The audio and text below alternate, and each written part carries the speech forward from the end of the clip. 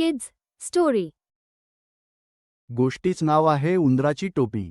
एक होता उंदीर मामा. रस्त्याने जाताना त्याला मिळाले एक फडके. फडके घेऊन तो गेला धोब्याकडे. धोब्याला म्हणाला, धोबी दादा माझे फडके धुवून दे. धोब्याने फडके धुवून दिले. मग उंदीर मामा गेला शिंप्याकडे. शिंपी दादा मला एक छानशी टोपी शिवून दे, तिला रंगीत गोंडेही लाव. शिंप्याने उंदीर मामाला टोपी शिवून दिली. उंदीर मामाने टोपी डोक्यावर घातली, एक ढोलके घेतले. ते वाजवत तो गाणे गाऊ लागला, राजाच्या टोपीपेक्षा माझी टोपी छान. रूम रूम रूमक. राजाने हे ऐकले. तो शिपायांना म्हणाला, जा रे, त्या उंदराला पकडून आणा.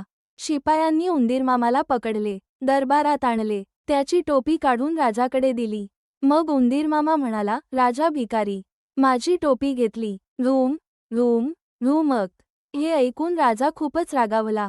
त्याने उंदराकडे टोपी भिरकावली. उंदीर मामाने टोपी पुन्हा डोक्यावर घातली व तो गाणे गाऊ लागला, राजा मला भ्याला, माझी टोपी दिली. रूमक. हे गाणे गात गात तो राजवाड्यातून निघून गेला.